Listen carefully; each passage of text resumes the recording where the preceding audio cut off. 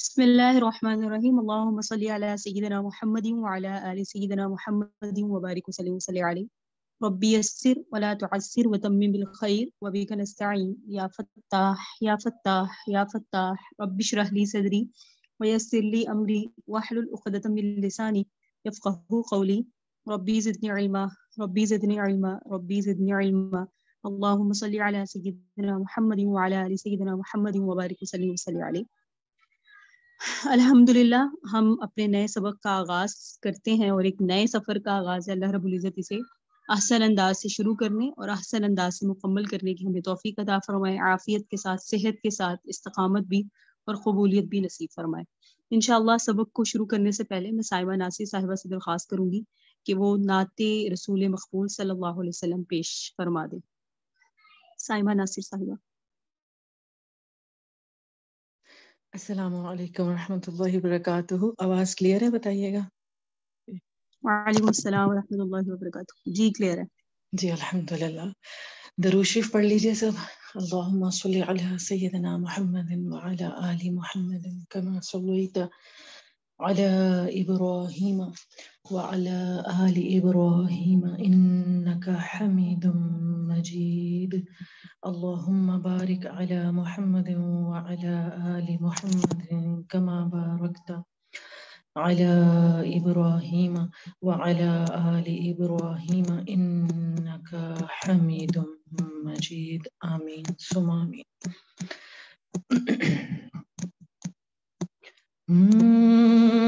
چوکھٹ کو تیرے در کی پکڑ کر رہا کرے،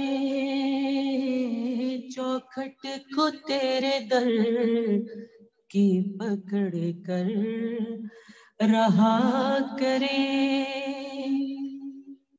چوکھٹ کو تیرے در کی پکڑ کر رہا کرے، یا رب تیرے شہر میں ہی جا کر رہا کرے، یا رب تیرے شہر میں ہی جا کر رہا کرے، یا رب تیرے شہر میں ہی جا کر رہا کرے. آمین. کعبے کا ہو غلاف اور اس سے لپٹ لپٹ، کعبے کا ہو غلاف اور اس سے لپٹ لپٹ، گریا جو ہم سنائے تو آنسو بہا کرے، گریا جو ہم سنائے تو آنسو بہا کرے، یا رب تیرے شہر میں ہی جا کر رہا کرے. حج کا سما ہو عازم عرفہ ہو ہم کہیں. آمین ثم آمین. حج کا سما ہو عازم عرفہ ہو ہم کہیں، سختی سفر کی جو بھی ہو ہنس کر سہا کرے، سختی سفر کی جو بھی ہو ہنس کر سہا کرے، یا رب تیرے شہر میں ہی جا کر رہا کرے، اور تیرے نبی کے روزے پر حاضر ہوں بار بار، تیرے نبی کے روزے پر हाजिर हूँ बार बार, हम तो रहे खामोश पर आका सुना करे, हम तो रहे खामोश पर आका सुना करे, या रब तेरे शहर में ही जाकर रहा करे। आमीन आमीन। जब तक है जान अर्ज़े मुक़द्दस पे हो बसर, जब तक है जान अर्ज़े मुक़द्दस पे हो बसर, फिर उस ज़मीं के नीचे ही सोते रहा करे, फिर उस ज़मीं के नीचे ही सोते रहा करे, या रब तेरे शहर में ही जाकर रहा करे। गिरिया जो हम सुनाए तो आंसू बहा करे,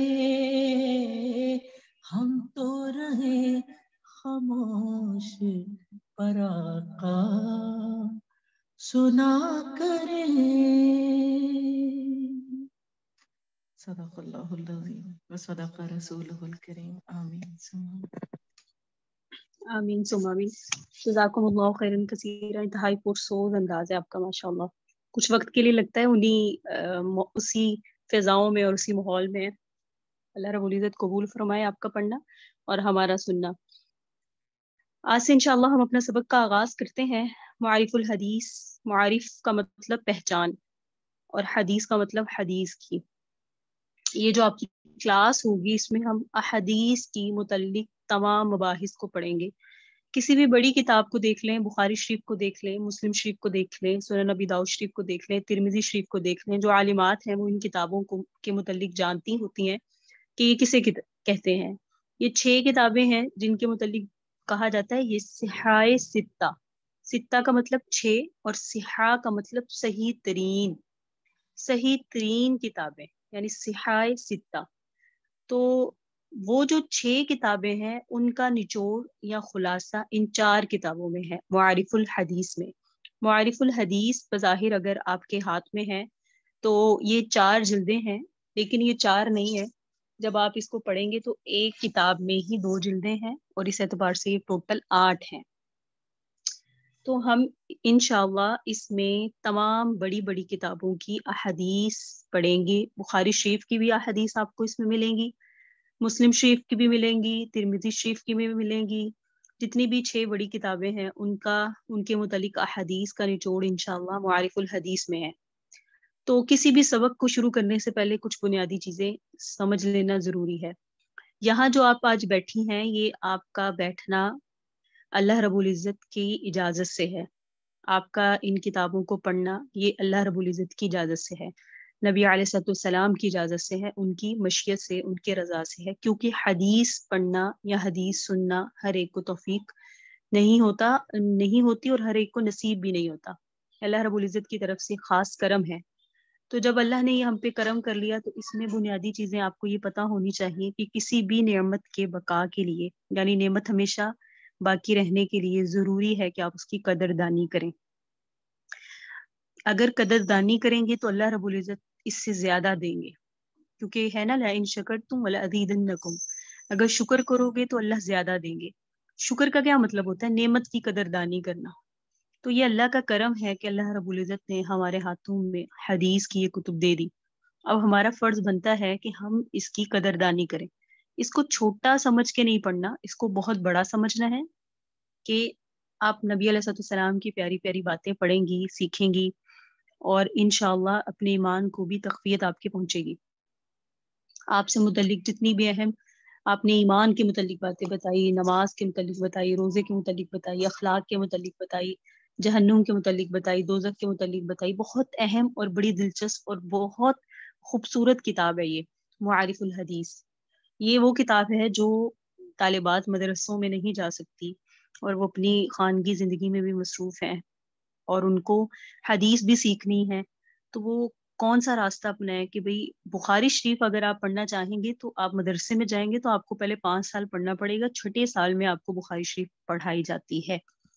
لیکن اگر آپ نے اس کو ہی پڑھنا ہے اور جلد پڑھنا ہے اور آپ کی یہ ہے کہ بھئی مجھے اس میں سے کچھ سکھایا جائے تو اس کے لیے شارٹ کٹ ہے معارف الحدیث. کیونکہ آپ کے سامنے جب کتاب آئے گی اور آپ اس کو پڑھیں گی تو ہر حدیث کے ساتھ اس کا ریفرنس بھی ہے کہ یہ حدیث کون سی کتاب سے ہے، بخاری شریف سے ہے یا مسلم شریف سے. جو اس کتاب کی ہم پہلی حدیث پڑھیں گے وہ بخاری شریف اور مسلم شریف دونوں میں ہے، تو وہ یہاں بیان بھی کی گئی ہے. تو انشاءاللہ یہ سبق چلتا رہے گا. ہفتے میں 1 دن کلاس ہے، ہفتے کا دن ہے، صرف 1 گھنٹہ ہے، لیکن اتنے اچھے سے پڑھیں ہم کہ یہ 1 گھنٹہ ہمارے پورے ہفتے پر حاوی رہے اور ہم اسی کلاس کی جو برکات ہیں، انوارات ہیں، اس کو ہم پورے ہفتے محسوس کریں، اس نیت کے ساتھ، اس عزم کے ساتھ. اور ادھر دوسری بات اہم آپ کو بتاؤں کہ جب نبی علیہ السلام کا نام آئے، کیونکہ ہر حدیث میں آئے گا قال رسول اللہ، تو آپ نے پورا صلی اللہ علیہ وآلہ وسلم پڑھنا ہے. جی بالکل، جزاکم اللہ. آپ نے وقت دیا سائمہ ناصر. اللہ رب العزت آپ کی زندگی میں مزید برکتیں نصیب فرمائے، آپ کی آواز میں، آپ کے اعمال میں، آپ کے اخلاق میں، آپ کے علم میں، عمل میں بہت برکتوں سے اللہ رب العزت آپ کو نوازے. بہت شکریہ کہ آپ نے اپنا قیمتی وقت دیا. تو آج ہم انشاءاللہ سبق کا آغاز کرتے ہیں. جو آپ سے میں نے اہم چیزیں بتائی، نمبر 1 قدردانی کرنی ہے، اور نمبر 2 یہ ہے کہ آپ نے اس پورے ہفتے میں اس سبق کو اپنے ذہن نشین رکھنا ہے. اور تیسری بات یہ، جہاں نبی علیہ السلام کا نام ہے صلی اللہ علیہ وآلہ وسلم مکمل پڑھنا ہے. کتاب الایمان، سب سے پہلے اس کتاب کا جو سبق ہے، جیسے آپ لوگوں نے اسکول میں یا اپنی بڑے درجوں میں پڑھا ہوگا کہ آپ کی بکس میں یہ حوالہ ہوتا ہے لیسن، چیپٹر. تو اس کا جو پہلا ہے، عربی میں اس کو بولتے ہیں کتاب، چیپٹر کو کہتے ہیں عربی میں کتاب. کتاب الایمان. بسم اللہ الرحمن الرحیم. الحمد للہ نحمده ونستعینه ونستغفره ونؤمن به ونتوکل علیہ ونعوذ باللہ من شرور انفسنا ومن سیئات اعمالنا من يهد الله فلا مضل له ومن يضلله فلا هادي له ونشهد أن لا إله إلا الله وحده لا شريك له ونشهد أن سيدنا ومولانا محمد عبده ورسوله وعثه الله تعالى بشيرا ونذيرا بين يدي الساعة من يطع الله ورسوله فقد رشد واهتدى ومن يعص الله ورسوله فإنه لا يضر إلا نفسه وسيجزي الله الشاكرين. میرے ساتھ سب درود شریف پڑھ لیں. اللہم صلی علی سیدنا محمد وعلی آل سیدنا محمد کما صلیت علی سیدنا ابراہیم وعلی آل سیدنا ابراہیم انک حمید مجید. اللہم بارک علی سیدنا محمد وعلی آل سیدنا محمد کما بارکت علی سیدنا ابراہیم وعلی آل سیدنا ابراہیم انک حمید مجید. اب ہم پہلی حدیث کا آغاز کرنے لگے ہیں، لیکن ہم سب یہاں تجدید نیت کرتے ہیں اور اللہ رب العزت کے سامنے اپنی یہ نیت رکھتے ہیں کہ اے اللہ، ہم آج کے دن سے جو ایک سفر کا آغاز کرنے لگے ہیں، اس میں خالص نیت فقط آپ کو راضی کرنا اور نبی علیہ السلام کے فرامین کو پڑھ کر اس کو اپنی زندگی میں لانا ہے. یہ آپ سب نیت کر لیں. ہمارا اس میں مقصد صرف علمی اعتبار سے آگے بڑھنا نہیں ہے، بلکہ ہمارا اس میں مقصد ہم نے عمل کی نیت سے بھی اس کو پڑھنا ہے، اور نبی علیہ السلام کی شفاعت کے حصول کے لیے یہ ہمارے لیے سبب بنے. اور اللہ تعالیٰ سے ہم نے یہ دعا کرنی ہے کہ اللہ، جہاں کہیں ہماری نیت میں فتور آئے، آپ ہماری اصلاح فرمائے اور ہمیں اس دین میں لگے رہنے کی توفیق عطا فرمائے. اور میں دعا گو ہوں کہ اللہ رب العزت آپ کو بتدریج، آہستہ آہستہ، اسٹیپ بائی اسٹیپ اگلی منازل پر لے کے جائیں اور آپ کو دین و دنیا کی تمام فلاح و بہبود عطا فرمائے اور آپ کے لیے دین کے راستے کو اتنا مسخر کر دے کہ آپ کو دین پڑھنے میں، دین سیکھنے میں خوب مزہ آئے، اور اللہ آپ کو وقت بھی دے، صلاحیت بھی دے، اور آپ کے لیے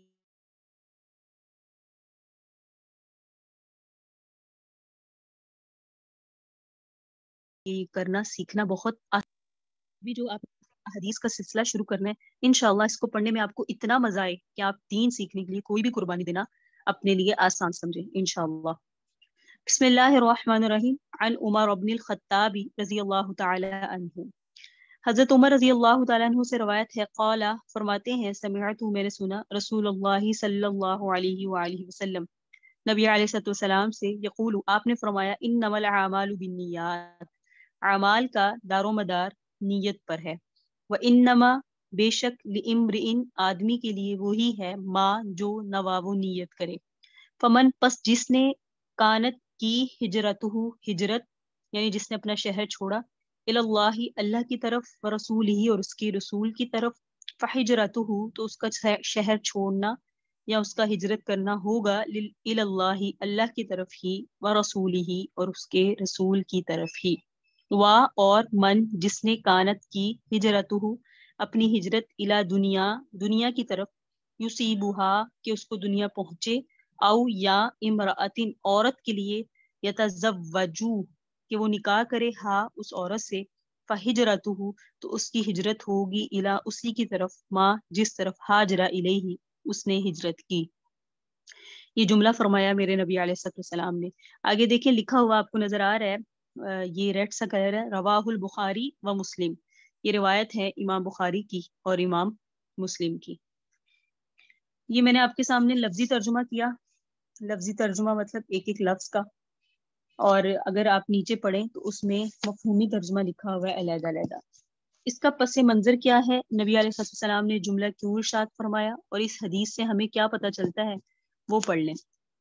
حدیث کا جو ترجمہ اوپر کیا گیا ہے وہ خوب مطلب خیز ہے اور نفس مفہوم کے بیان کے لیے اس کے بعد کسی مزید تشریح کی حاجت نہیں، لیکن اس کی خصوصی اہمیت کا تقاضا ہے. اس کے مطالب اور فوائد پر کچھ اور بھی لکھا ہے. حدیث کا اصل منشا امت پر اس حقیقت کو واضح کرنا ہے کہ تمام اعمال کی صلاح و فساد اور مقبولیت اور مردودیت کا مدار نیت پر ہے. یعنی عمل صالح وہی ہوگا اور اسی کی اللہ کے یہاں قدر و قیمت ہوگی جو صالح نیت سے کیا گیا ہوگا، اور جو عمل صالح کسی بری غرض اور فاسد نیت سے کیا گیا ہو وہ صالح اور مقبول نہیں ہوگا بلکہ نیت کے مطابق فاسد اور مردود ہوگا.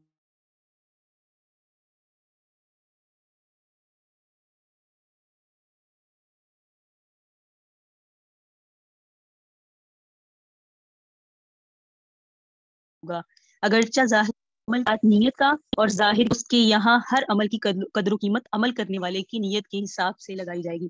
ایک غلط فہمی کسی کو اس سے یہ غلط فہمی نہ ہو کہ جب دار و مدار نیت پر ہی ہے تو اگر برے کام بھی کسی اچھی نیت سے کیے جائیں تو وہ اعمال صالح ہو جائیں گے اور ان پر بھی ثواب ملے گا. مثلا اگر کوئی شخص اس نیت سے چوری اور ڈاکہ زنی کرے کہ جو مال اس سے حاصل ہوگا اس سے وہ غریبوں اور مسکینوں کی مدد کرے گا تو وہ بھی ثواب کا مستحق ہو سکے گا.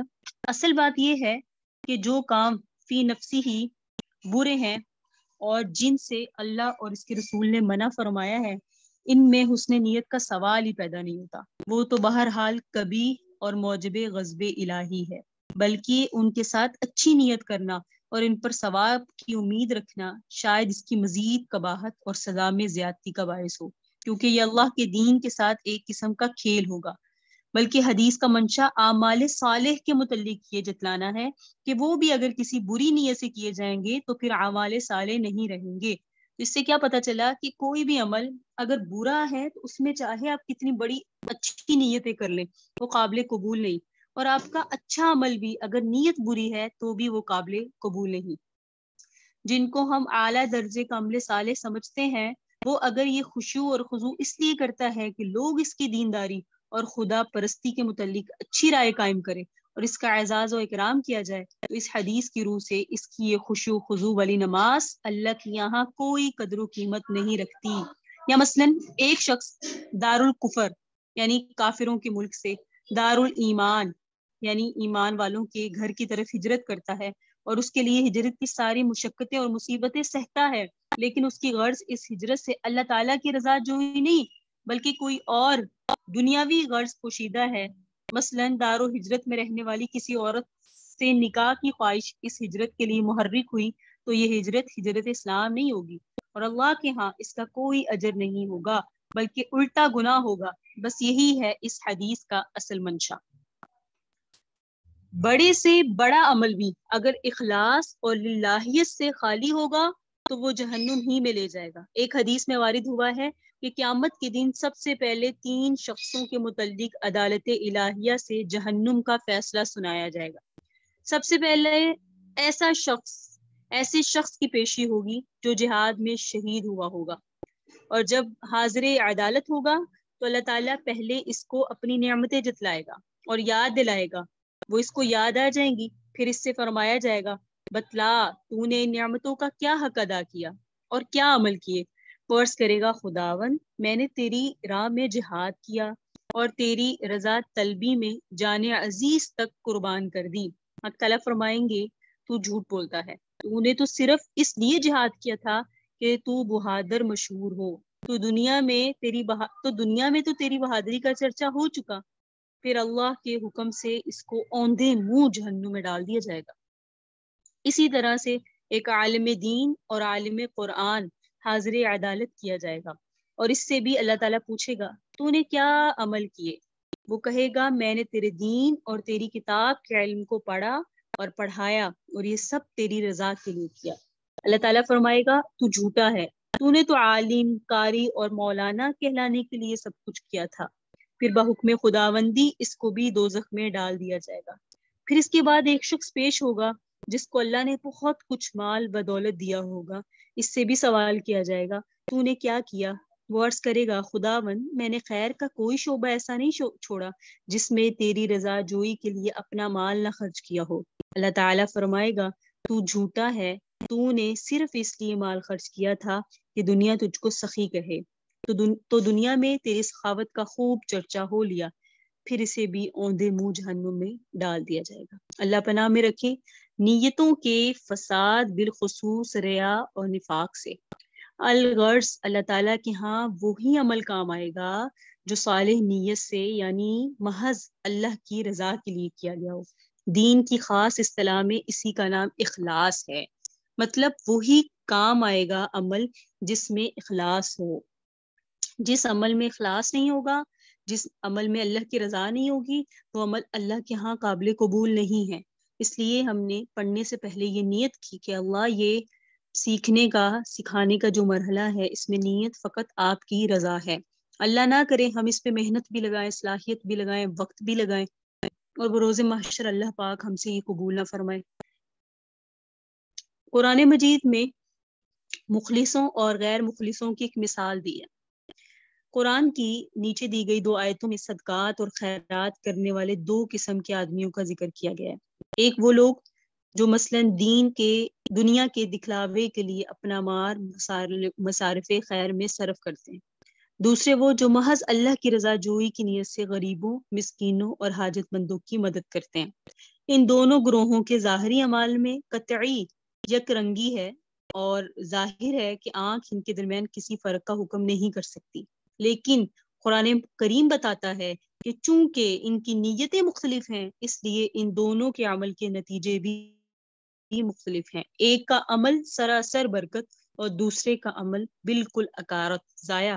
وہ کون سی آیت ہے؟ اللہ رب العزت نے یہاں ذکر فرمائی ہے کالذی ينفق مالہ رئاء الناس ولا یؤمن باللہ والیوم الآخر ومثلہ کمثل صفوان علیہ تراب فأصابه وابل فتركه صلدا لا يقدرون على شيء مما كسبوا والله لا يهدي القوم الكافرين۔ اس شخص کی طرح جو اپنا مال لوگوں کے دکھلاوے کے لیے خرچ کرتا ہے اور اللہ اور یوم آخرت پر ایمان نہیں رکھتا، تو اس کی مثال بالکل ایسی ہے جیسے پتھر کی ایک چٹان ہو جس پر کچھ مٹی آ گئی ہو اور اس پر کچھ سبزہ بھی جمائے، پھر اس پر زوروں کی بارش گرے جو اس کو بالکل صاف کر دے۔ تو ایسے ریاکار لوگ اپنی کمائی کا کچھ بھی پھل نہیں لے سکیں گے، اور ان منکر لوگوں کو اللہ اپنی ہدایت اور اس کے میٹھے پھل سے محروم ہی رکھے گا۔ دوسرے وہ لوگ جن کا عمل ہے وہی لیکن نیت کیا ہے؟ ومثل الذين ينفقون أموالهم ابتغاء مرضات الله وتثبيتا من أنفسهم كمثل جنة بربوة أصابها وابل فآتت أكلها ضعفين فإن لم يصبها وابل فطل والله بما تعملون بصير. ان لوگوں کی مثال جو محض اللہ کی رضا جوئی کے لیے اور اپنے نفسوں کو ایثار و انفاق اور راہ خدا میں قربانی کا خوگر بنانے کے لیے اپنا مال اللہ کی راہ میں خرچ کرتے ہیں، اور اس پھولنے پھلنے والے باغ کی سی ان کی مثال ہے جو ٹیکری پر واقع ہو اور اس پر جب زوروں کی بارش ہو تو 2 گنا چوگنا پھل لائے۔ اگرچہ ان دونوں نے بظاہر یکساں طور پر اپنا مال غریبوں، مسکینوں اور حاجت مندوں پہ خرچ کیا، مگر چونکہ ایک کی نیت محض دکھلاوے کی تھی اس لیے لوگوں کے دیکھ لینے یا زیادہ سے زیادہ ان کی وقتی داد و تحسین کے سوا اس کو کچھ حاصل نہ ہوا، کیونکہ اس کی غرض اس انفاق سے اس کے سوا کچھ اور تھی ہی نہیں۔ لیکن دوسرے نے چونکہ اس اثار و انفاق سے صرف اللہ کی رضامندی اور اس کا فضل و کرم چاہا، اس لیے اللہ نے اس کو اس کی نیت کے مطابق پھل دیا۔ بس یہی وہ سنت اللہ اور قانون خداوندی ہے جس کا اعلان نبی علیہ السلام نے اس پچھلی حدیث میں کیا تھا، انما الاعمال بالنیات، اعمال کا دار و مدار نیتوں پر ہے۔ جو جس نیت کے ساتھ عمل کرے گا، چاہے وہ جہاد ہو، چاہے وہ عالم دین ہو، چاہے وہ اللہ کے راستے میں خرچ کرتا ہے، اگر اس کی نیت ریاکاری ہے، بہادری دکھانا یا سخی کہلوانا یا مولانا کہلانا ہے، یا یہ تو بہت علم والے ہیں یہ کہلوانا ہے، تو اللہ کے ہاں اس کا عمل قابل قبول نہیں ہے۔ لیکن اگر نیت فقط اللہ کی رضا ہے، ہاں عزت ملتی ضرور ہے جب اللہ کی رضا ہو، پھر اللہ بہت عزت بھی دیتے ہیں، دینداروں کو بھی ملتی ہے، دنیا داروں کو بھی ملتی ہے، لیکن چونکہ رضا اللہ کی مقصود ہو تو وہ عزت جو آ رہی ہے وہ بھی اللہ کی طرف سے ہی آ رہی ہے۔ تو نیت بہتر ہونا ضروری ہے۔ اس دنیا میں صرف ظاہر پر تمام فیصلے کیے جاتے ہیں، لیکن آخرت میں یاد رکھیں نیتوں پر کیے جائیں گے۔ یہ عالم جس میں ہم ہیں اور ہم کو جس میں کام کرنے کا موقع دیا گیا، عالم ظاہر اور عالم شہادت ہے۔ یہ جس میں ہم جی رہے ہیں نا، یہ عالم ظاہر ہے، عالم شہادت ہے یعنی دنیا، اور ہمارے خواص و ادراکات کا دائرہ بھی یہاں صرف ظاہر اور مظاہر ہی تک محدود ہے۔ یعنی یہاں ہم ہر شخص کا صرف ظاہری چال و چلن دیکھ کر ہی اس کے متعلق اچھی یا بری رائے قائم کر سکتے ہیں، اور اسی کی بنیاد پر اس کے ساتھ معاملہ کر سکتے ہیں۔ ظاہری اعمال پر اس کی نیتوں اور دل کے بھید اور سینوں کے رازوں کی دریافت کرنے پر ہم قاصر ہیں۔ اسی لیے حضرت فاروق اعظم نے فرمایا، نحن نحکم بالظاہر وللہ یتولی السرائر، یعنی ہمارا کام ظاہر پر حکم لگانا ہے اور مخفی راز اللہ کے سپرد ہے۔ لیکن عالم آخرت میں کیا ہوگا؟ عالم آخرت میں فیصلہ کرنے والا اللہ تعالیٰ ہے جو عالم الغیوب ہے، سینوں کے رازوں کو جاننے والا ہے، اور وہاں اس کا فیصلہ نیتوں اور دل کے ارادوں کے لحاظ سے ہوگا۔ گویا احکام کے بارے میں جس طرح یہاں ظاہری اعمال اصل ہے، کسی کی نیت پر یہاں کوئی فیصلہ نہیں کیا جاتا، اسی طرح وہاں معاملہ اس کے برعکس ہوگا۔ اللہ تعالیٰ کا فیصلہ وہاں نیتوں کو ہوگا اور ظاہری اعمال اس کے تابع ہوں گے۔ اس حدیث کو، یہ جو آپ نے پڑھی انما الاعمال بالنیات، اس حدیث کو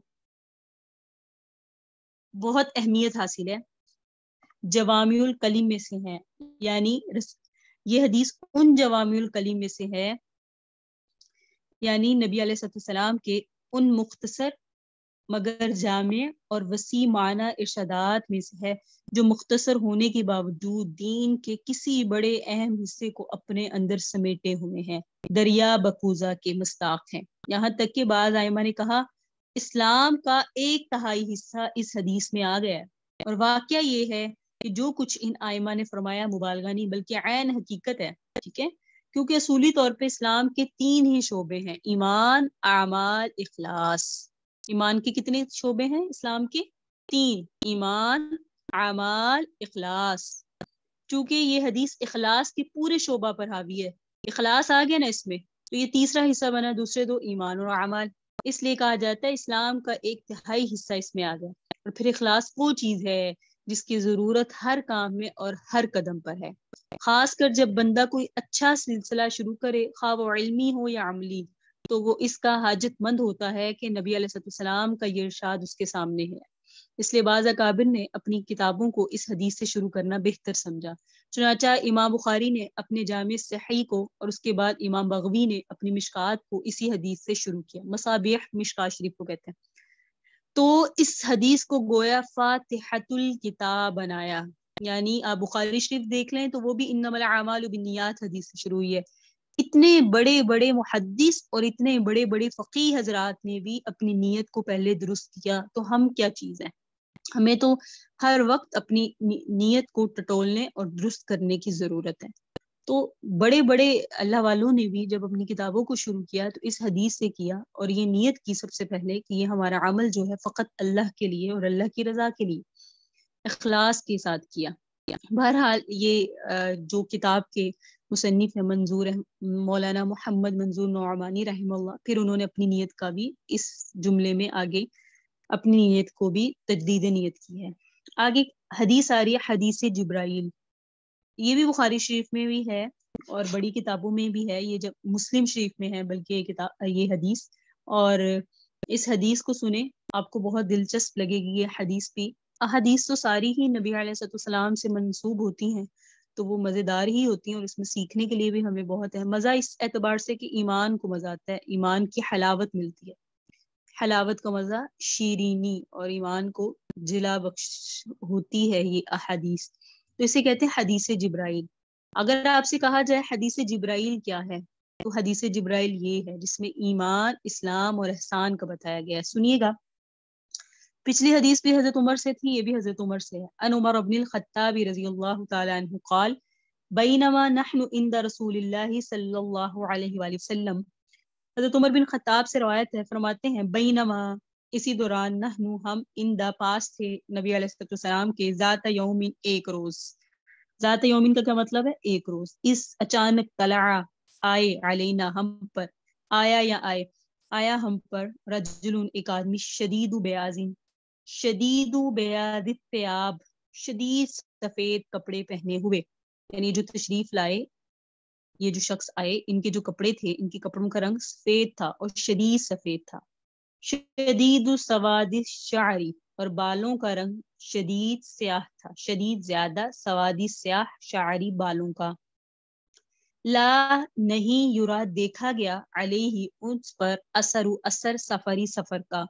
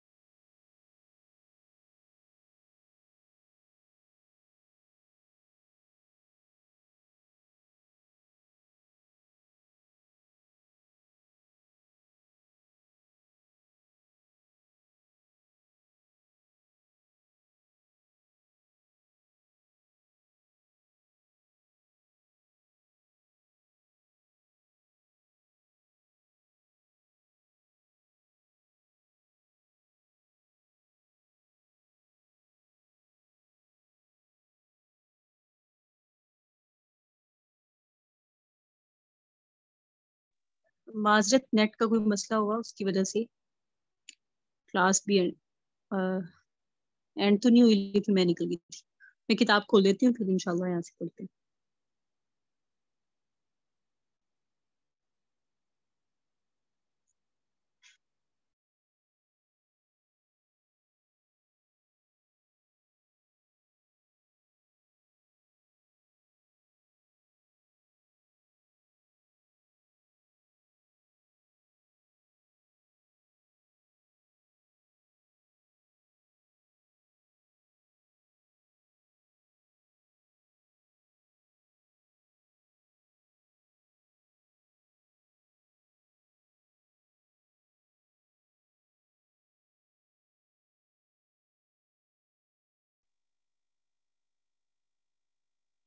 جی بسم اللہ الرحمن الرحیم. رجل شدید بیاض الثیاب شدید سواد الشعر لا یرا علیہ اثر سفر. نہیں دیکھا جا رہا تھا ان پر کوئی سفر کا اثر. وا اور لا نہ ہی یعرفہ ان کو کوئی پہچانتا تھا، منا ہم میں سے احدن کوئی بھی، کوئی ایک بھی، ہم میں سے کوئی ایک بھی انہیں نہیں پہچانتا تھا، حتیٰ یہاں تک کہ جلسہ وہ بیٹھ گئے الی النبی صلی اللہ علیہ وآلہ وسلم، نبی علیہ السلام کے پاس آ کر، فاسند ٹیک لگا لی رکبتیہ اپنے دونوں گھٹنوں کی، الی رکبتیہ نبی علیہ السلام کے دونوں گھٹنوں پر، یعنی جب وہ آئے تو آپ کے اتنے قریب ہو کر بیٹھ گئے کہ انہوں نے آپ پر دونوں یعنی ایسے بیٹھے کہ آپ علیہ السلام کے سامنے کہ اپنے گھٹنے نبی علیہ السلام کے گھٹنوں سے ملا دیے، ووضع اور وضع رکھی کفیہ اپنی ہتھیلیاں، علی فخذیہ آپ علیہ السلام کی رانوں پر، وقالا اور بولے، یا محمد اے محمد، اخبرنی مجھے بتائیے، ان الاسلامی اسلام کیا ہے، فقال پس فرمایا رسول اللہ صلی اللہ علیہ وآلہ وسلم نے، الاسلام اسلام یہ ہے، ان کے تشہدہ تم گواہی دو، ان کے لا نہیں ہے الہ معبود الا سوائے اللہ، ٹھیک ہے، اسلام کیا ہے، تم یہ گواہی دو کہ اللہ کے سوا کوئی معبود نہیں ہے، وَأَنَّ اور بے شک محمد صلی اللہ علیہ وآلہ وسلم رسول اللہ اللہ کے رسول ہیں، اور تقیمہ قائم کرو الصلاۃ نماز، اور تؤتیہ ادا کرو الزکاۃ زکات، اور تسوما روزہ رکھو رمضان رمضان کے، اور تحج حج کرو البیتا اللہ کے گھر کا، ان استطاعت اگر تم طاقت رکھتے ہو، الیہ اس کے گھر کی طرف، سبیلا سفر کرنے کی، یعنی اگر تم صاحب استعداد ہو۔ اچھا جی، جب نبی علیہ السلام نے ان کو بتا دیا کہ اسلام یہ ہے، قالا تو انہوں نے کہا صدقتا آپ نے درست بتایا۔ حضرت عمر فرماتے ہیں، قالا حضرت عمر نے فرمایا فعجبنا ہمیں بڑا تعجب ہوا، لہو اس پر، یسألہ خود ہی سوال کرتا ہے، ویصدقہ اور خود ہی اس سوال کی تصدیق بھی کرتا ہے۔ قالا پھر انہوں نے کہا، اس آدمی نے کہا، اخبرنی مجھے آپ خبر دیجیے، ان الایمان ایمان کیا ہے، قال آپ علیہ السلام نے فرمایا، ایمان یہ ہے، ان کے تؤمنا تم ایمان لاؤ، باللہ اللہ پر، وملائکتہ اس کے فرشتوں پر، وکتبہ اس کی کتابوں پر، ورسلہ اس کے رسولوں پر، اور یوم الاخر قیامت کے دن پر، اور تؤمنا تم ایمان لاؤ بالقدر تقدیر پر، خیرہ اچھی ہو وشرہ یا بری ہو۔ اچھا جی، جب نبی علیہ السلام نے ایمان کا بھی بتا دیا، قال تو وہ بولا صدقتا آپ نے سچ بتایا۔ قال پھر اس نے کہا فاخبرنی مجھے ذرا خبر دیجیے، ان الاحسان کہ احسان کیا ہے، قال اللہ کے حبیب صلی اللہ علیہ وسلم نے فرمایا، احسان یہ ہے، ان تعبد اللہ کہ تم اللہ کی عبادت کرو، کأنک گویا تراہ تم اس کو دیکھ رہے ہو، فإن لم تکن اور اگر تم اللہ کو نہ دیکھو، تراہ تو تم سمجھو، فإنہ یراک کہ وہ رب تمہیں دیکھ رہا ہے۔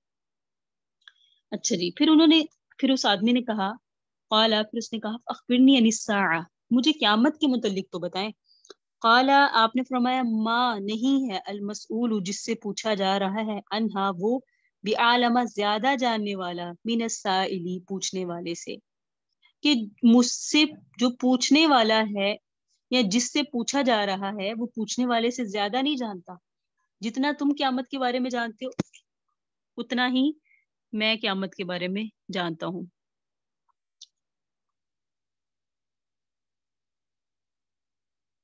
اچھا جی، پھر انہوں نے جو سوال کیا، اس کے بعد کس کے متعلق، علامات قیامت کے متعلق، ساعہ کا مطلب ہوتا ہے قیامت۔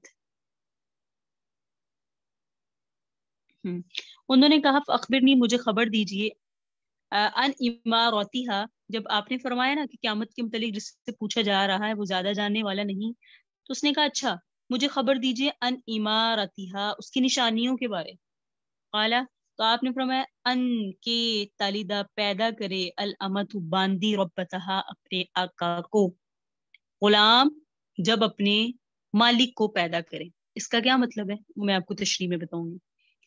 نمبر 2، وَأَن کے ترا تم دیکھو الحفاة العراة العالة ننگے پیر ننگے بدن چرائے چروانے والے چراہے، رعاء الشائی جو بکریوں کو چرواتے ہیں، یتقاولون بڑی بڑی بنانے لگے فی البنیان عمارتیں.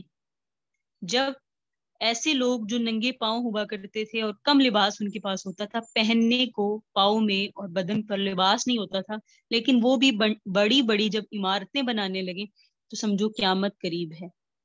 قال ثم انطلقا، نبی حضرت عمر فرماتے ہیں پھر وہ چلے گئے، وہ سوال پوچھنے والے چلے گئے. فلبثت مليا، میں کچھ دیر ٹھہرا رہا. ثم قال، پھر آپ نے مجھ سے فرمایا، یا اے عمر اتدری، کیا تم جانتے ہو من السائل، یہ سوال کرنے والے کون تھے؟ قلت، میں نے کہا اللہ ورسولہ عالم، اللہ اور اس کے رسول زیادہ جانتے ہیں. قال، نبی علیہ السلام نے فرمایا، فإنہ جبرائیل، وہ جبرائیل تھے، آتاکم، تمہارے پاس آئے تھے، یعلمکم، کہ تمہیں سکھائیں، دینکم، تمہارا دین. کون تھے؟ یہ جبرائیل علیہ السلام تھے جو اس لیے تمہارے پاس آئے تھے تاکہ تمہیں آ کر تمہارا دین سکھلائیں. اس میں کیا کیا چیزیں آئی ہیں؟ اس میں یہی چیزیں آئیں جو حدیث میں اوپر بتایا، اسلام، ایمان اور احسان، اور اس حدیث کو کہا جاتا ہے حدیث جبرائیل. اب آپ دیکھیں ریڈ کلر میں لکھا ہوا ہے رواہ مسلم، یہ حدیث کہاں ذکر کی گئی ہے؟ مسلم شریف میں. اس حدیث کی تشریح کیا ہے یہ سنیں. اس حدیث میں سائل یعنی سوال کرنے والے کے سوال کے جواب میں آپ علیہ السلام نے 5 امور کا بیان فرمایا، اسلام، دوسرے ایمان، اور تیسرے احسان، چوتھے قیامت کے متعلق انتباہ کہ اس کا وقت خاص اللہ کے سوا کسی کو علم میں نہیں، اور 5ویں قیامت سے پہلے ظاہر ہونے والی بعض علامات. ان 5 چیزوں کے متعلق جو کچھ اس حدیث میں بیان ہوا وہ تشریح طلب ہے، یعنی اس پر تو تشریح بنتی ہے. سب سے پہلے اسلام. اسلام کے اصل معنی ہے اپنے کو کسی کے سپرد کر دینا اور بالکل اسی کے تابع فرمان ہو جانا.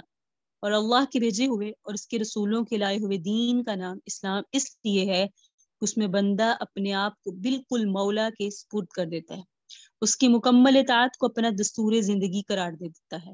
اگر تو ہم اسلام کی یہ معنی دیکھیں کہ ہم اپنا سب کچھ اللہ کے سپرد کریں اور اللہ کے مطابق، اللہ کے حکام کے مطابق زندگی گزاریں، اللہ الامان والحفیظ، تو پھر ہم اسلام والے بھی نہیں، کیونکہ موجودہ دور میں ہم کہاں اللہ کے تمام احکام پر عمل کرتے ہیں.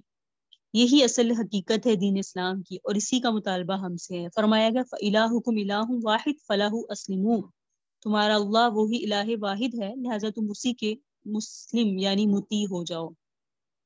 اور اسی اسلام کے متعلق فرمایا گیا وَمَنْ أَحْسَنُ دِينًا مِمَّنْ أَسْلَمَ وَجْهَهُ لِلَّهِ، اور اس سے بہتر کون ہو سکتا ہے جس نے اپنے آپ کو خدا کے سپرد کر دیا، وہ اسی طرح مسلم بندہ ہو گیا. اور اسی اسلام کے متعلق اعلان کیا گیا سورہ آل عمران میں وَمَن يَبْتَغِ غَيْرَ الْإِسْلَامِ دِينًا فَلَن يُقْبَلَ مِنْهُ وَهُوَ فِي الْآخِرَةِ مِنَ الْخَاسِرِينَ، یعنی جس نے اسلام کے سوا کوئی اور دین اختیار کرنا چاہا تو وہ ہرگز قبول نہیں ہوگا. ٹھیک ہے، اور وہ آدمی آخرت میں بڑے گھاٹے اور ٹوٹے ہوئوں میں سے ہوگا. بہرحال اسلام کی اصل روح اور حقیقت یہی ہے کہ بندہ اپنے کو کلی طور پر اللہ کے سپرد کرے اور ہر پہلو سے اسی کا مطیع بن جائے، فرما بردار بن جائے. پھر انبیاء کی لائی ہوئی شریعتوں میں سے اسلام کے لیے کچھ مخصوص ارکان بھی ہیں جن کی حیثیت اسی حقیقت اسلام کے پیکر محسوس کی سی ہوتی ہے. اسی حقیقت کا نشو و نما اور اس کی تازگی بھی انہی سے ہوتی ہے، اور وہ صرف تعبدی امور ہوتے ہیں. ظاہری نظر انہی ارکان کے ذریعے فرق امتیاز کرتی ہے ان لوگوں کے درمیان جنہوں نے اپنے دستور حیات اسلام کو بنایا اور ان کے درمیان جنہوں نے نہیں بنایا. تو خاتم الانبیاء حضرت محمد مصطفیٰ صلی اللہ علیہ وآلہ وسلم کے ذریعے اللہ تعالیٰ کی طرف سے اسلام کا جو آخری اور مکمل دستور ہمارے پاس آیا ہے، اس میں توحید خدا بندی اور رسالت محمدی کی شہادت، نماز، زکوٰۃ، روزہ اور حج بیت اللہ کو ارکان اسلام قرار دیا گیا. ایک دوسری حدیث میں آیا ہے بنی الاسلام علی خمس، اسلام کی بنیاد ان 5 چیزوں پر ہے. بہرحال یہ 5 چیزیں جن کو اللہ نے یہاں اس حدیث میں، آپ نے نبی علیہ السلام نے یہاں اس حدیث میں اسلام کے جواب میں بیان فرمایا، وہ ارکان اسلام ہیں. جبرائیل علیہ السلام کو جو نبی علیہ السلام نے 5 چیزیں اسلام کے متعلق بتائی. جب انہوں نے پوچھا اخبرنی عن الاسلام کہ مجھے اسلام کے متعلق بتائیں، تو نبی علیہ السلام نے جو 5 چیزیں بتائیں وہی ارکان اسلام ہے، اور یہی گویا اسلام کے لیے پیکر محسوس ہے. اسی واسطے اس حدیث میں انہی کے ذریعے اسلام کا تعارف کرایا گیا ہے. آگے ہے ایمان. تو ہمیں سمجھ آئی اسلام کلی طور پہ کسی کے تابع ہو جانا، اپنا آپ کسی کے سپرد کر دینا، کہ جو وہ کہے وہ ہوگا، جو وہ رکے اسی سے رکنا ہوگا. یہ ہے اسلام. اب ہے ایمان. ایمان کے اصلی معنی کسی کے اعتبار اور اعتماد پر کسی بات کو سچ ماننے کے ہیں. دین کی خاص اصطلاح میں ایمان کی حقیقت یہ ہے کہ اللہ کے پیغمبر ایسی حقیقتوں کے متعلق جو ہمارے حواس اور آلات ادراک کے حدود سے ماوراء ہوں، یعنی جو ہمارے دماغ میں نہیں آ سکتی، جو کچھ وہ بتلائیں، وہ ہمارے پاس جو علم اور جو ہدایت اللہ تعالیٰ کی طرف سے لائیں، ہم ان کو سچا مان کر ان میں ان کی تصدیق کریں، اس کو حق مان کر قبول کریں. یہی ایمان ہے. بہرحال شرع ایمان کا تعلق اصولاً امور غیب سے ہوتا ہے، جن کو ہم اپنے آلات احساس و ادراک یعنی آنکھ، کان، ناک کے ذریعے معلوم نہیں کر سکتے. ایمان کا تعلق ہوتا ہے غیبی چیزوں سے، مثلا اللہ اور اس کی صفات، اس کے احکام اور رسولوں کی رسالت، ان پر وحی کی آمد، مبدأ اور معاد کے متعلق ان کی اطلاعات وغیرہ وغیرہ. تو اس قسم کی جتنی باتیں اللہ کے رسول نے بیان فرمائی، ان سب کو ان کی سچائی کے اعتماد پر حق جان کر ماننے کا نام اصلاح شریعت میں ایمان ہے. اور ہم الحمدللہ اپنے نبی کی ہر بات مانتے ہیں جو انہوں نے فرما دی. ٹھیک ہے، تو اسی کا نام ایمان ہے. اور پیغمبر کی اس قسم کی کسی ایک بات کو بھی نہ ماننا یا اس کو حق نہ سمجھنا ہی اس کی تکذیب ہے، یعنی اس کو جھٹلانا ہے، جو آدمی کو ایمان کے دائرے سے نکال کر کفر کی سرحد میں داخل کر دیتی. اگر ہم کہنا میں اپنے نبی کی ہر بات کو مانتی ہوں، لیکن وہ جو وہ فرماتے ہیں کہ مر جانے کے بعد عذاب ہوگا، میں اس کو نہیں مانتی، اگر کوئی ایسے کہتا ہے تو وہ کافر ہو جاتا ہے. لیکن اگر کوئی کہتا ہے میں اپنے نبی علیہ السلام، اس کے برعکس بھی اگر کوئی یہ کہے کہ میں نبی علیہ السلام کی ایک چیز کو مانتی ہوں باقیوں کو نہیں مانتی، تو بھی وہ کافر ہے. وہ کہیں یا اس کے دوسرے معنی میں کر لے بات یہی آ جائے گی، کسی ایک کو ماننا اور باقیوں کو نہ ماننا، یا کسی ایک کو نہ ماننا باقیوں کو مان لینا، دونوں سے دائرہ اسلام سے انسان خارج ہو جاتا ہے. من و عن ہر چیز کو جو نبی علیہ السلام لے کر آئے اس کو ماننے کا نام ہی ایمان ہے.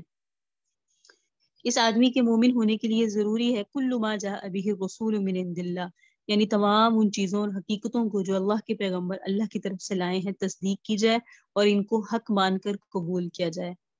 لیکن ان سب چیزوں کی پوری تفصیل معلوم ہونی ضروری نہیں ہے. ٹھیک ہے، یعنی نفسی ایمان کے لیے جمالی تصدیق بھی کافی ہے.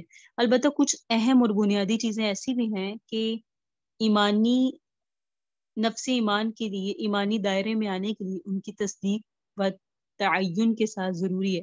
تو چنانچہ حدیث زیر تشریح میں ایمان سے متعلق سوال کے جواب میں نبی علیہ السلام نے جن امور کا ذکر فرمایا ہے، تو ایمانیات میں یہ وہی اہم اور بنیادی امور ہیں جن پر تعین کے ساتھ ہمارا ایمان لانا ضروری ہے.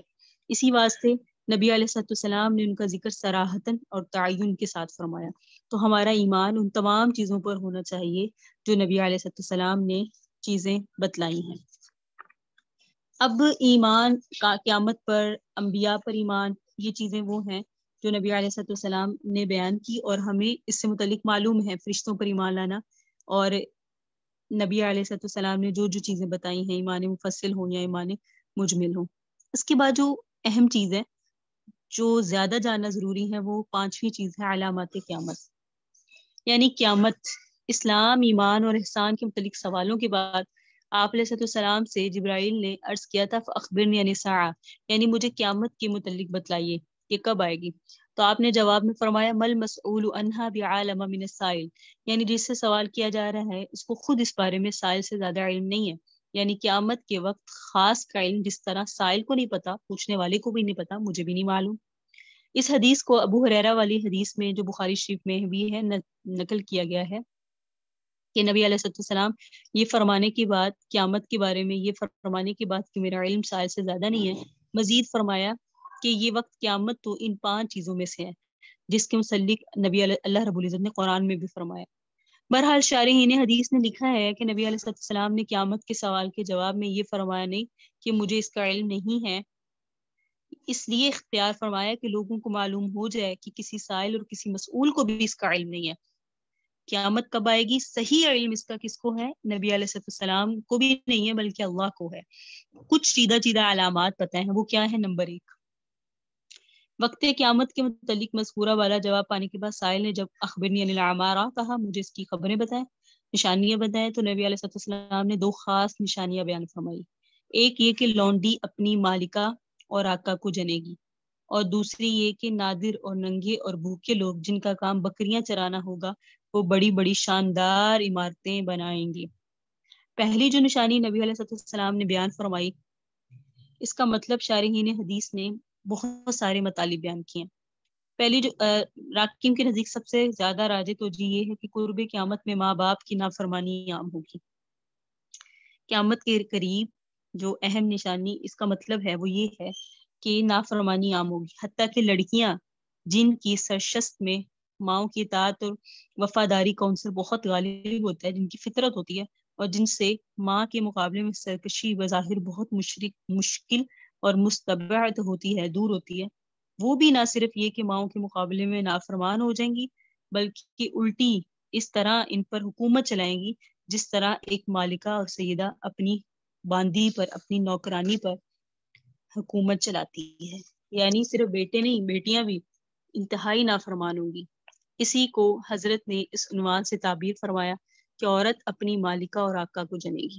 یہی بات ہے نا، اب عورت یعنی مالک ایک ہے باندی، وہ جنے گی، پیدا کرے گی اپنی مالکن کو، تو یہی مراد ہے کہ ابھی ماں کو باندی بنایا گیا ہے، ماں گھر کے کام بھی کرے، ماں جو ہے وہ باقی چیزیں بھی دیکھ لے، اور ماں جو ہے اس سے بدتمیزی بھی کرنی ہے، اور ماں کو یہ سمجھنا ہے کہ آپ کو معلوم ہی نہیں ہے۔ یہ قیامت کی بڑی علامت تھی اور تقریباً اب یہ سامنے ہی ہے، پوری ہو رہی ہے۔ یعنی عورت سے جو لڑکی پیدا ہوگی وہ بڑی ہو کر خود اس ماں پر اپنی حکومت چلائے گی، اور کوئی شک نہیں اس نشانی کے ظہور کی ابتدا ہو چکی ہے۔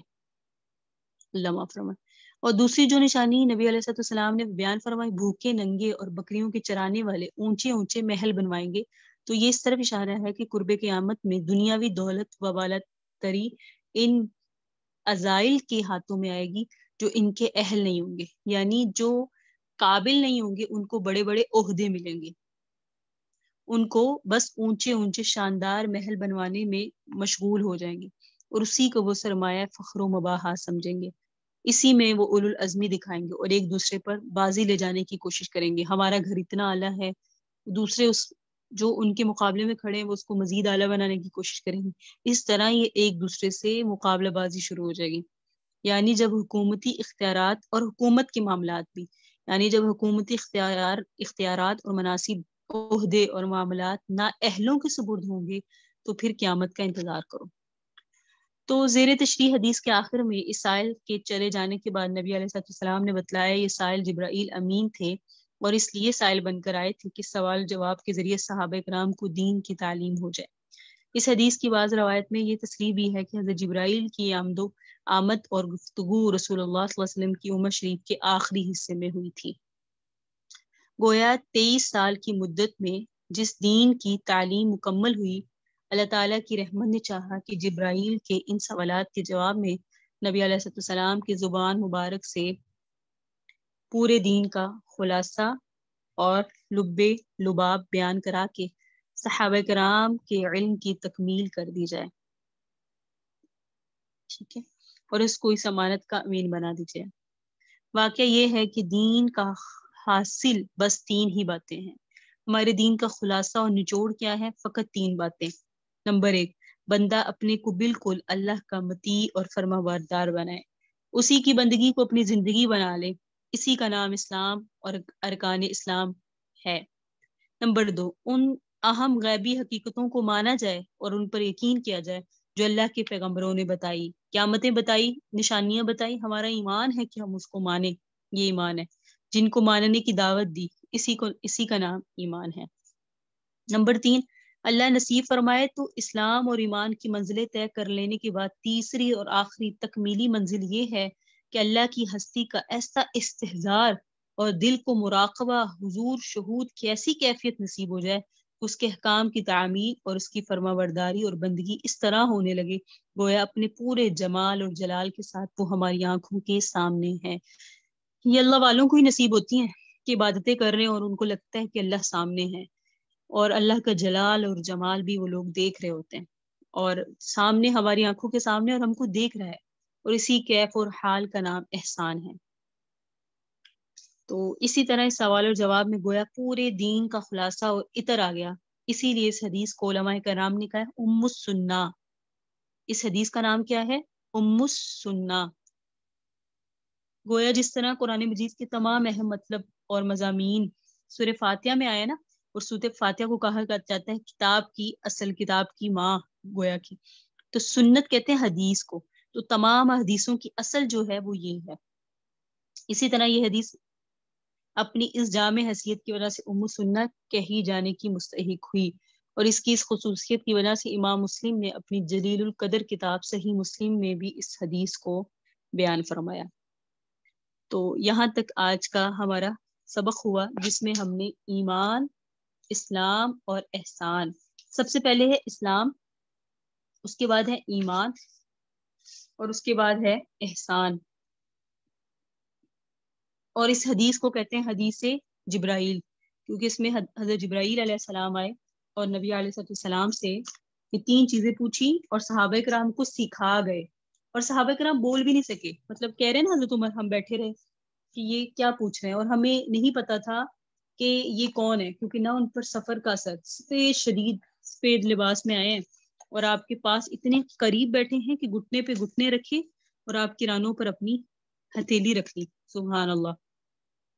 اور نبی علیہ السلام کو پتا تھا کہ یہ کون ہے۔ عموماً حضرت جبرائیل حضرت دحیہ کلبی کی شکل و صورت میں آیا کرتے ہیں۔ حضرت دحیہ کلبی بہت حسین صحابی تھے، بہت ہی حسین صحابی، تو ان کی شکل و صورت میں آیا کرتے تھے، کیونکہ حضرت دحیہ کلبی جب بازار میں نکلا کرتے تھے تو بھی اپنا سر پہ کپڑا ڈال کے اور اپنے چہرے کو لپیٹ کے نکلا کرتے تھے، تاکہ کوئی مجھے دیکھ کر فتنوں میں مبتلا نہ ہو جائے، کیونکہ حسین تھے بہت زیادہ۔ تو آج کے سبق میں ہم نے کیا سیکھا؟ سب سے پہلی والی حدیث جو تھی وہ تھی انما الاعمال بالنیات، اعمال کا دار و مدار نیت پر ہے۔ فمن کان ہجرتہ الی اللہ ورسولہ فہجرتہ الی اللہ ورسولہ، جس نے ہجرت کی اللہ اور اس کے رسول کے لیے تو اس کی ہجرت اللہ اور اس کے رسول کے لیے ہوگی، اور جس نے دنیا کے لیے کی یا دنیاوی عورت سے نکاح کرنے کے لیے تو اس کا مقصد یہی ہوگا۔ تو پہلی حدیث سے ہمیں یہ پتہ چلا کہ ہم نے ہر عمل میں نیت خالص اللہ کی رضا کے لیے کرنی ہے۔ اس میں ہم نے پڑھا جہاد میں مجاہد، اور نمبر 2 عالم دین، اور نمبر 3 سخی، ان کو نیت درست نہ ہونے کی وجہ سے جہنم میں داخل کر دیا جائے گا۔ اور تیسری جو اہم چیز ہے وہ یہ ہے ایمان، اسلام، ایمان اور احسان، کہ حضرت جبرائیل نے ہمیں نبی علیہ السلام کی زبانی کیا سکھا دیا کہ اسلام یہ ہے ہر حال میں اللہ کا مطیع اور فرما بردار بننا۔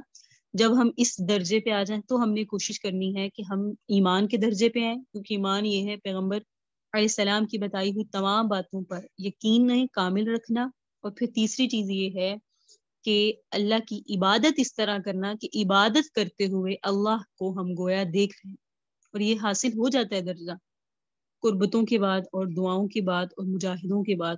اللہ رب العزت ہم سب کو نصیب فرمائے۔ اللہ سے دعا ہے کہ جو ہم نے پڑھا، جو سنا، اس پر عمل کی توفیق عطا فرمائے، ہماری نیتوں میں اخلاص پیدا فرمائے، ہمیں ایمان، اسلام اور احسان کے درجوں پہ فائز فرمائے، اور ہمیں اپنے نبی علیہ السلام کی باتیں پڑھنے کی، ان پر عمل کرنے کی توفیق عطا فرمائے۔ ھذا ھو المرام، واللہ اعلم بحقیقۃ الکلام۔ سبحان ربک رب العزۃ عما یصفون وسلام علی المرسلین والحمد للہ رب العالمین۔ اللہم صلی علی سیدنا محمد وعلی آل سیدنا محمد وبارک وسلم وصلی علیہ۔ السلام علیکم ورحمۃ اللہ وبرکاتہ۔